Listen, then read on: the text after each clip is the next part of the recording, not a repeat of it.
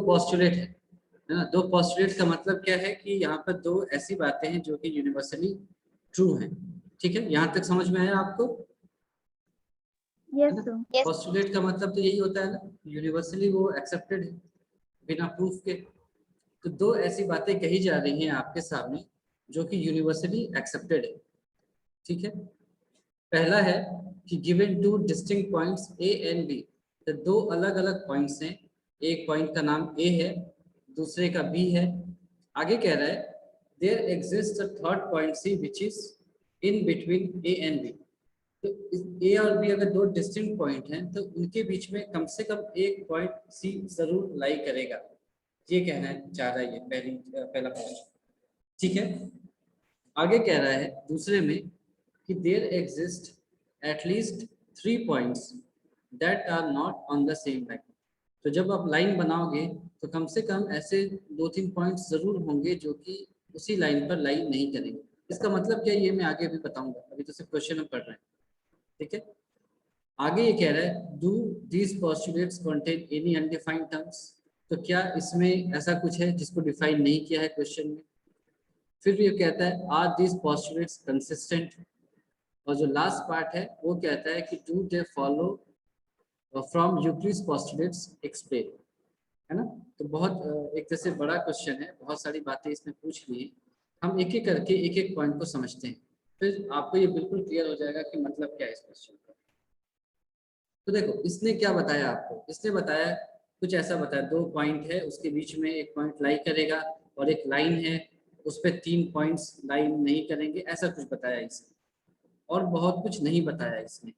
तो क्या इसमें कुछ अनडिफाइंड है, तो हाँ बिल्कुल अनडिफाइंड है। इसमें बहुत सारी चीजें एक्सप्लेन की जा सकती थी, इन्होंने नहीं किया ना। ये कौन से डिस्टिंक्ट पॉइंट की बात कर रहे हैं, कौन से पॉइंट की बात कर रहे हैं बीच में, उन्होंने तो सब कुछ जनरल बताया ना, कोई पर्टिकुलर नहीं बताया।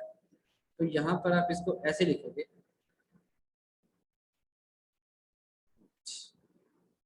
आपने इसको ऐसे लिखा कि yes there are various undefined terms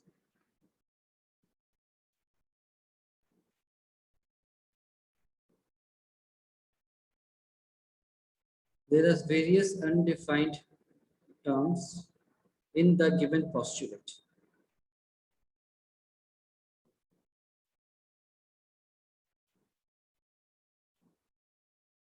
ठीक है, समझ में आई ये? Yes sir. अच्छा, इसका मतलब क्या है वो भी मैं आपको थोड़ा दिखा देता हूँ। पहला पोस्टुलेट क्या कह रहा है कि given any two distinct points, तो कोई भी दो डिस्टिंक्ट पॉइंट्स ले लो ऐसे ए और बी, उनके बीच में डिस्टेंस कितना ये नहीं बताया है ना, ये अनडिफाइंड है, इसीलिए तो हमने लिखा कि there are various undefined terms. तो आपके सिर्फ ये बताया गया कि दो डिस्टिंक्ट पॉइंट्स हैं ए एंड बी। ठीक है, तो इनके बीच में अगर दो पॉइंट्स हैं तो दो पॉइंट्स के बीच में एक लाइन बनाया जा सकता है क्या, एक यूनिक लाइन तो बनाई जा सकती है। तो हमने एक यूनिक लाइन बना दी, ऐसे ही अपने मन से बना दी। क्यों बनाई अभी बताऊंगा। आगे कहता है there exist a third point C which is in between A and B.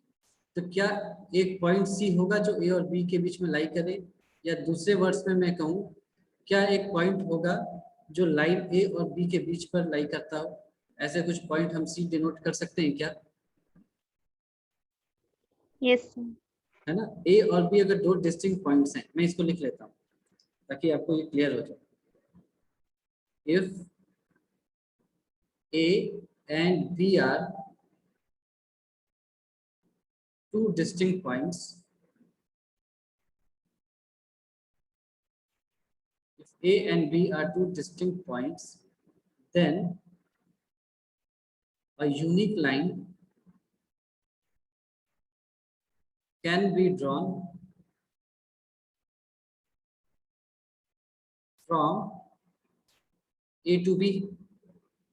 मानते हो इस बात को? Yes sir. Yes sir. तो A से B के बीच में एक यूनिक लाइन हमने ड्रॉ कर लिया, तो आप ये भी एक्सेप्ट करोगे कि इस लाइन पर एक पॉइंट तो होगा। ऐसे तो करोड़ों पॉइंट्स होंगे, इन्फिनाइट पॉइंट्स होंगे, यहाँ पर सिर्फ एक की बात कर रही है, तो एक पॉइंट तो जरूर लाई कर रहा होगा इस लाइन के ऊपर, और ये लाइन के ऊपर लाई करेगा यानी ए से बी के बीच में है। लिख लिया therefore certainly a point C will lie on this line, will lie on this line, that is between the distinct points A and B.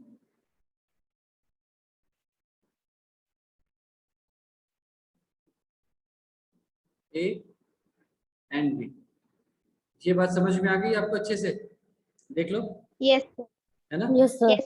एक यूनिक लाइन हमने ए से बी के बीच में ड्रॉ कर दिया। अब इस लाइन पर कितने पॉइंट्स होंगे? इनफाइनाइट।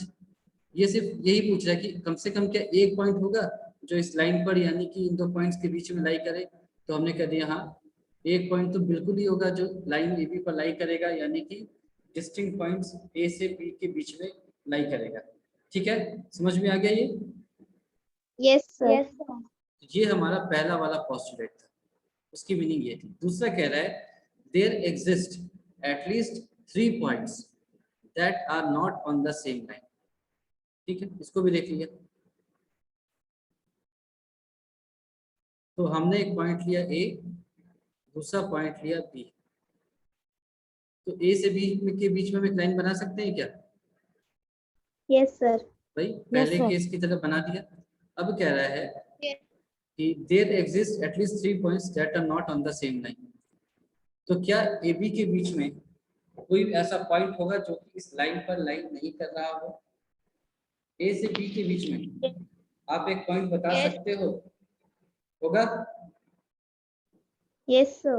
जहां पर एक पॉइंट डी हो सकता है ना, तो लाइन पे लाइन Yes, नहीं कर रहा है। पॉइंट्स तो हर जगह होते हैं ना, ऐसा थोड़ी है कि पॉइंट सिर्फ लाइन के ऊपर ही होंगे। पॉइंट्स तो लाइन के ऊपर नीचे भी होंगे। तो पॉइंट डी जरूर एक पॉइंट है जो कि लाइन ए बी पे लाइन नहीं कर रहा है। दिख रहा है आपको? Yes, sir. है ना? तो हमने लिखा कि a unique line can be drawn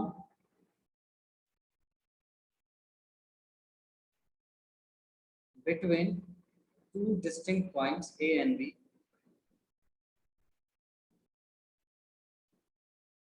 Two distinct points A and B. A point D lies between the points A and B, but it does not lie on the line AB. ठीक है, समझ में आ गया कि एक point D है जो कि ए से बी के बीच में तो लाई कर रहा है, लेकिन वो लाइन ए बी पर लाई नहीं कर रहा है। ये बात समझ में आ गई आपको? Yes, sir. है ना? इसमें कोई भी दिक्कत है आपको तो No, समझने sir. में? हाँ, दोनों पोस्टुलेट का मतलब आपको समझ में आ गया अच्छे से? Yes, sir. सभी को? बाकी लोग जो है क्लास में, भाई बताओ समझ में आया कि नहीं यस आया? सर। चलो, तो अगली बात अब अगला हमने अभी तक क्या किया, जो पोस्टुलेट थे उसको डिकोड किया, है ना? अब क्वेश्चन पढ़ते हैं, ये क्या कहता है? Do this postulate contain any undefined terms? तो हाँ बिल्कुल, बहुत सारे अनडिफाइंड टर्म्स हैं। क्या क्या अनडिफाइंड है कि कितने पॉइंट्स की बात करें, हमने तो सिर्फ एक पॉइंट का ही दिखाया, ऐसे कई सारे पॉइंट हो सकते हैं। दूसरा, जो दो पॉइंट्स हैं उनके बीच में डिस्टेंस कितनी है, कुछ भी नहीं बताया। तो ऐसे बहुत सारे अनडिफाइंड टर्म्स हैं, तो वो हमें लिख लिया। There are various undefined terms in the given postulate. ठीक है, अगला है आर दिस पोस्टुलेट्स कंसिस्टेंट? इसका मतलब क्या है बताओ? सर मतलब कि इस पोस्टुलेट का कोई सेंस है? हाँ, इसका मतलब है कि इन दोनों पोस्टुलेट का कोई सेंस है क्या? तो बिल्कुल है, इन दोनों पोस्टुलेट का सेंस बिल्कुल है, क्योंकि पोस्टुलेट 1 भी सही है और पोस्टुलेट 2 भी सही है। समझ में आया? Yes, sir. पोस्टुलेट 1 भी सही है, आपने कहा पोस्टुलेट 1 भी हमने प्रूव किया कि सही है, और पोस्टुलेट 2 भी सही है ना? ठीक है, Yes, sir. है ना? लेकिन इसको आप ध्यान रखो कि यहाँ पहले पोस्टुलेट में क्या बात हो रही है, दो पॉइंट्स ए बी और उनके बीच में एक पॉइंट सी जो कि लाइन ए बी पर लाई कर रहा है, ठीक है। और yes, sir. पोस्टुलेट 2 में क्या हो रहा है, दो पॉइंट्स ए बी, उनके बीच में एक पॉइंट डी जो कि लाइन ए बी पर लाई नहीं कर रहा है, ठीक है ना। Yes, sir. लेकिन आपसे ये नहीं कहा गया है क्वेश्चन में कि क्या दोनों एक साथ सही हो सकते हैं, या फिर थोड़ी क्या है, दोनों पोस्टुलेट अलग अलग है, पोस्टुलेट 1 अलग है, पोस्टुलेट 2 अलग है, दोनों एक साथ नहीं कंबाइन किया गया है ना, ऐसा आपसे एक साथ नहीं पूछा गया है ना। पोस्टुलेट 1 अलग है और पोस्टुलेट 2 अलग है, दोनों का आपस में कोई रिलेशन नहीं, समझ में आई बात। तो अपने अपने जगह Yes. पर दोनों ही सही है, ठीक है, एक दूसरे को कॉन्ट्रडिक्ट नहीं कर रहे हैं, ठीक है। Yes, sir. सर हाँ बोलो। सर सेकंड पोस्टुलेट एक बार और बता दीजिए। सेकेंड वाला क्या है, ये कह रहा है, सेकेंड कह रहा है देयर एग्जिस्ट एटलीस्ट 3 पॉइंट्स, कम से कम 3 पॉइंट्स होंगे such that they are not on the same line, है ना। हमें 3 पॉइंट्स बताने हैं जो कि एक ही लाइन पर लाइन नहीं करेंगे। तो सबसे पहले तो हमको लाइन बनाना होगा, तभी तो हम दिखाएंगे कि तीनों पॉइंट्स लाइन पे लाइन नहीं करेंगे। तो एक लाइन बनाने के लिए कितने पॉइंट्स चाहिए हमें, 2 पॉइंट्स, है ना। 2 पॉइंट्स। तो हमें ए और बी एक 2 पॉइंट्स लिए, उनके बीच में एक लाइन बना दिया। अब पॉइंट डी जो तीसरा पॉइंट है उसको ए और बी के बीच में कहीं भी ले लिया, तो कहीं भी ले सकते हैं, तो हम लाइन के ऊपर भी ले सकते हैं, लाइन के नीचे भी ले सकते हैं। हमको सिर्फ यही तो दिखाना है कि लाइन के ऊपर वो पॉइंट लाइन लाइन नहीं करेगा। तो बिल्कुल point D A B line पर लाइन नहीं कर रहा है, लेकिन ए और बी के बीच में चलाई कर रहा है। तो हमारे को 3 पॉइंट्स ए डी और बी मिल गए जो कि लाइन ए बी पर लाइन नहीं कर रहे हैं। ये बात समझ में आ गया आपको। सर जो पॉइंट डी आपने ऊपर लिया है लाइन के नीचे भी ले सकते हैं? हाँ कहीं भी ले सकते हो, देखो ना, इसको ऐसे मान लो कोऑर्डिनेट एक्सिस मान लो आप। ये आपका कोऑर्डिनेट एक्सिस है, ये एक्स एक्सिस है, ये वाई एक्सिस है। आपने 2 पॉइंट्स लिए, ये ए है, ये पॉइंट लिया बी है, इसको ड्रॉ किया आपने ऐसे। अब ए बी लाइन जो है इसके चारों तरफ पॉइंट्स बिखरे हुए हैं, आपको पता है, इधर भी पॉइंट है, कुछ ना कुछ तो वैल्यू होगी सबकी, इधर भी सारे पॉइंट्स कुछ ना कुछ वैल्यू होगी, और कुछ पॉइंट्स इस लाइन के ऊपर भी लाई करेंगे। पर ये जो पॉइंट्स है वो लाइन पे लाई थोड़ी ना कर रहे हैं। जैसे ये जो एरिया हमने ले लिया ए से बी के बीच का, इसमें जितने पॉइंट्स हैं इधर और नीचे में, ये ए बी के बीच में तो है, लेकिन लाइन ए बी पर लाइन नहीं कर रहे हैं। ये बात क्लियर है आपको। Yes sir. यही प्रूफ करना था, यही पोस्टुलेट का मतलब था कि 3 पॉइंट्स एक लाइन पे लाइन नहीं करें, ये आपको दिखाना है, ठीक है, समझ में आ गया। Yes, sir. Yes, sir. चलो, तो अगला है कि क्या ये दोनों पोस्टुलेट्स कंसिस्टेंट हैं, तो हमें लिख दिया यस, कलर चेंज करके लिख दिया यहाँ पर, these postulates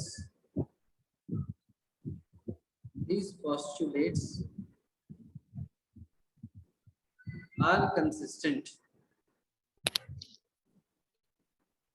मतलब कि इनका कोई मतलब है, यानी इनका कोई सेंस है, ठीक है। these postulates are consistent, क्यों कंसिस्टेंट है, because they refer to two different situations,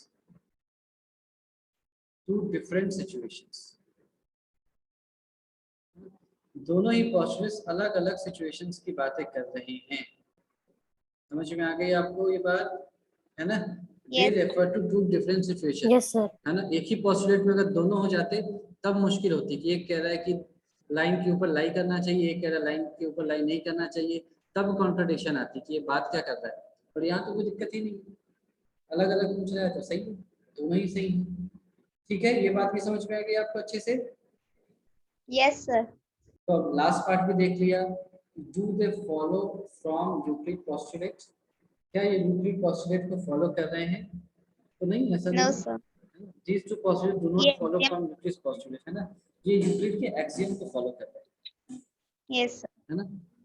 तो आपको ऐसा खिचड़ी नहीं बनानी है कि यूक्लिड का एक्सियम है या यूक्लिड का पोस्टुलेट है।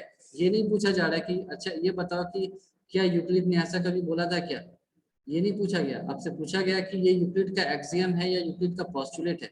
ये एक्सप्लिसिटली यानी बिल्कुल स्पष्ट तरीके से पूछा गया है कि क्या ये यूक्लिड का पोस्टुलेट है तो आप लिखोगे, ऐसे लिखोगे, these two postulates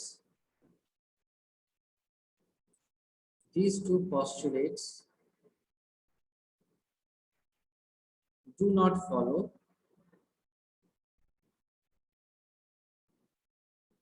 Euclid's postulate.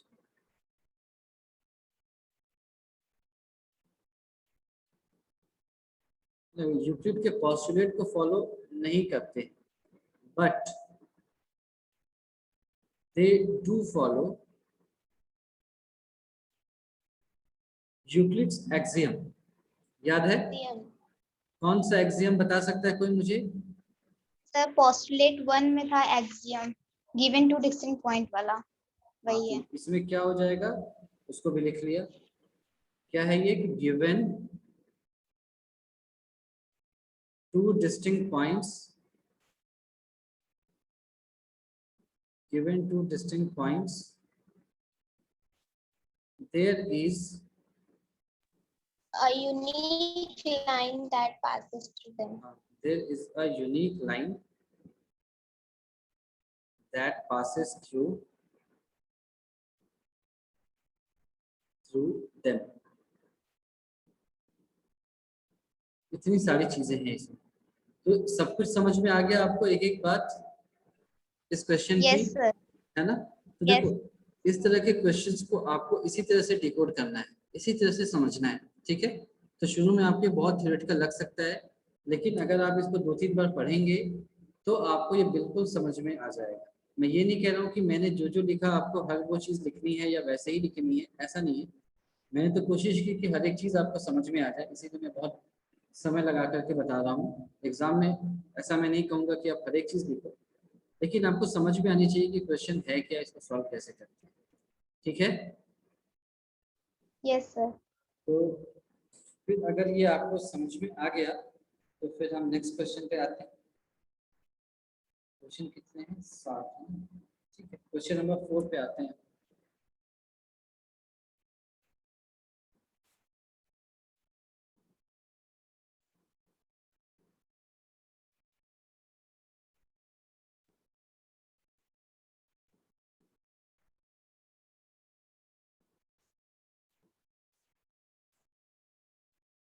दिख रहा है सभी को question? Yes sir. Yes sir, दिख रहा है। तो पढ़ो क्या कह रहा है क्वेश्चन। ये कह रहा है कि if a point C lies between 2 points A and B such that AC is equal to BC, then prove that AC is equal to half AB. Explain by drawing the figure. ठीक है, देखो मैंने क्या कहा था कि अभी तक आप जिन चीजों को ऑब्वियस मानते थे, ये तो होता ही है, उसको यहाँ पर थोड़ा दिमाग खर्च करके या अपने वर्ड्स में लिख करके प्रूव करना पड़ता है ना? तो आप क्या कह रहे हैं, if a point C lies between 2 points A and B, 2 points लिया, एक को लिया A, दूसरे को लिया B, है ना? इसको ज्वाइन कर दिया, इनके बीच में हम एक यूनिक लाइन ड्रॉ कर सकते हैं। तो फिर कर दिया, ये लाइन थोड़ा सा सही नहीं रहा, एक पॉइंट है A, इधर एक पॉइंट है B। अच्छा, फिर ये कह रहा है point C lies between A and B। Point C है इस तरह से कि AC is equal to BC, ठीक है? AC BC के बराबर है, प्रूफ करना है हमें कि AC is equal to half of AB, ये हमें प्रूफ करना है। तो गिवन क्या है आपको? Given is AC is equal to BC और रिक्वायर्ड टू प्रूफ क्या है? AC is equal to half of AB। समझ में आ गया क्वेश्चन? Yes sir. तो आप अगर इस क्लास की जगह कुछ और पढ़ रहे होते तो आप कहते ये तो ऑब्वियस है, होता ही है कि नहीं? है ना? तो हम इसको स्टार्ट कैसे करेंगे, यूक्लिड्स में इसको कैसे स्टार्ट करेंगे? तो सबसे पहले लिखा point C lies between A and B, lies between A and B, ऐसे पहली बात तो लिखी सबसे पहले, ठीक है? अब जो क्वेश्चन में दे रखा है AC is equal to BC, ठीक है? यहां तक कोई दिक्कत है? No, sir. ठीक है, आपको लाना क्या है, AC is equal to something लाना है, तो फिर इसको यहाँ पर ऐसे लिखोगे, now add AC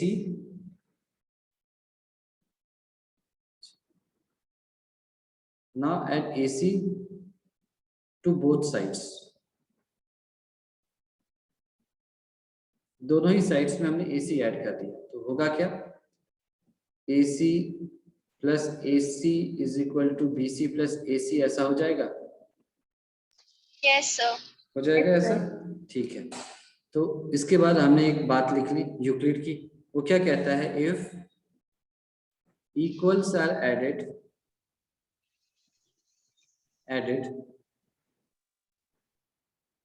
to equal, मतलब two equals, then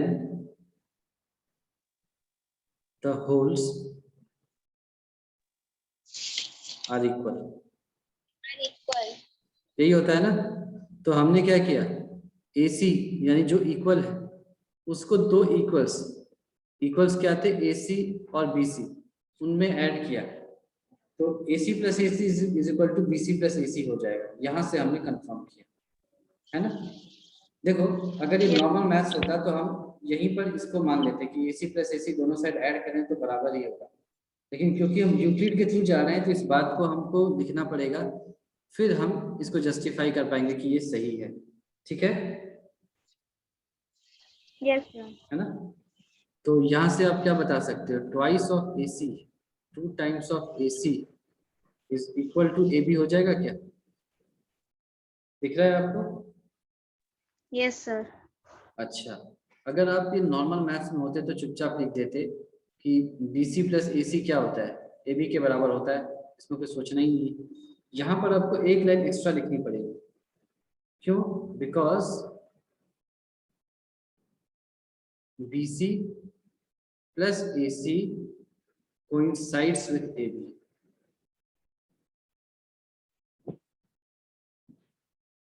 coincides with AB।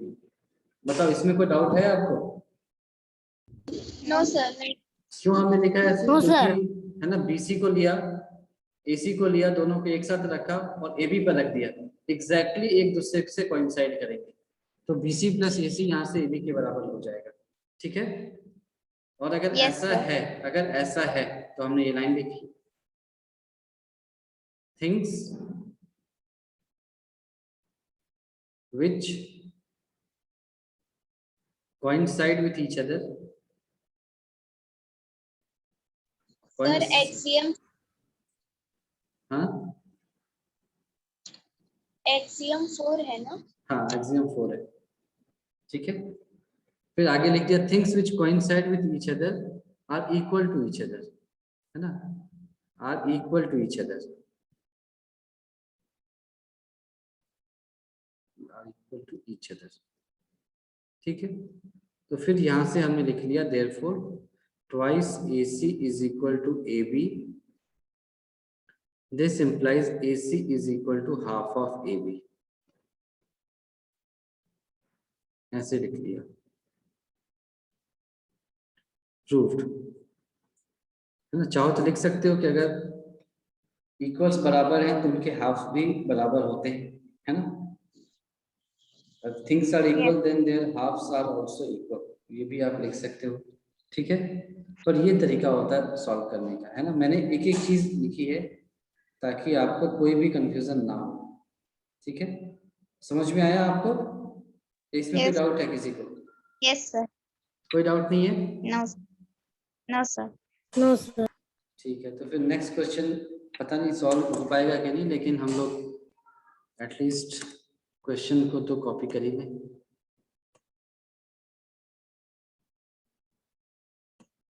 छोटा सा ही है ये क्वेश्चन, 5th, तो ये हो जाएगा क्योंकि ये एक्सटेंशन है केवल क्वेश्चन 5th का, सॉरी 4th का। ये कह रहा है कि पॉइंट सी जो है, क्वेश्चन 4 की ही बात कर रहा है, in question 4 point C is called a midpoint of line segment AB, prove that every line segment has one and only one midpoint, है ना। ये कह रहा है कि कोई भी लाइन सेगमेंट ले लो, उसका केवल एक ही मिड पॉइंट होगा, ऐसा कुछ कह रहा है। तो हमने ऐसे एक लाइन ले लिया, एक लाइन सेगमेंट ले लिया इनफैक्ट ए बी, और उस पर 2 पॉइंट्स ले लिए सी एंड डी, ऐसे ले लिए, ठीक है। और हमने क्या लिखा कि लेट्स से, हमने मान लिया कि सी और D A B line segment के 2 एंड पॉइंट्स हैं, ऐसा मान लिया, ठीक है। लिखा let's say there are 2 midpoints, there are 2 midpoints C and D of the line segment AB, of the line segment AB, ठीक है, ये समझ में आया? Yes sir. ठीक है, हमें प्रूव करना है कि एक ही मिड पॉइंट होगा, हमने 2 मान लिया, ठीक है। अच्छा, अब प्रीवियस क्वेश्चन की हेल्प ले रहा है, वो रेफरेंस दे रहा है, तो हम भी प्रीवियस क्वेश्चन का ही रेफरेंस लेंगे। कैसे कि as we have proved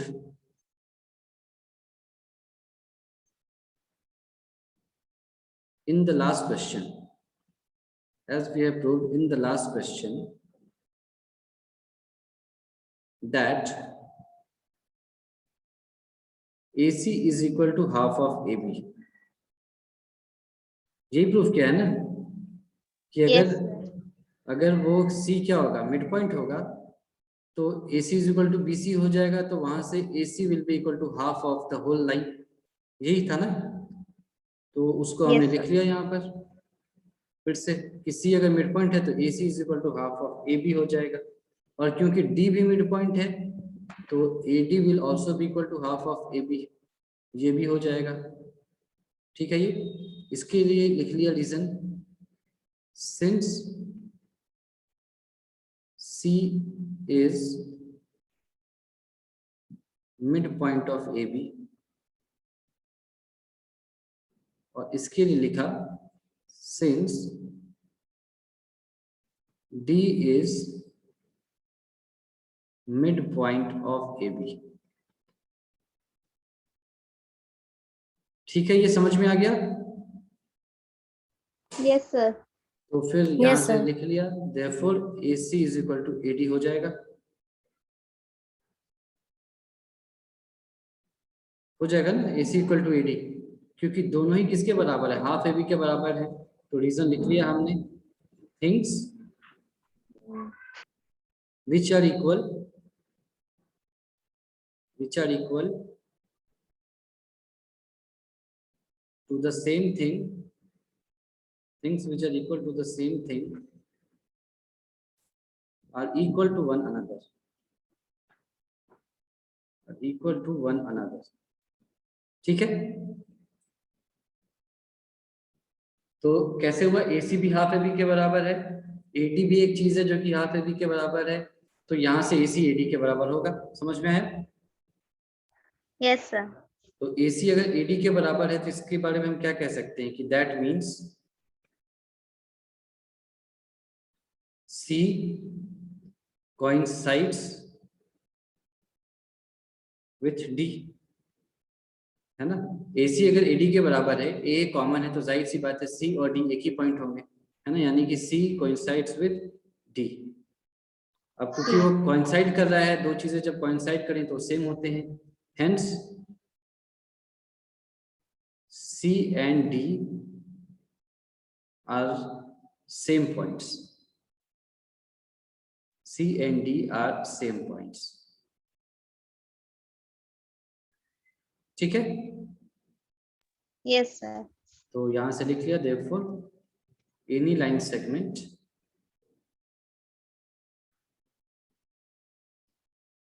can have only one midpoint, ठीक है, प्रूव्ड। तो समझ में आ गया आज जो पढ़ा हमने, या कोई डाउट है किसी को?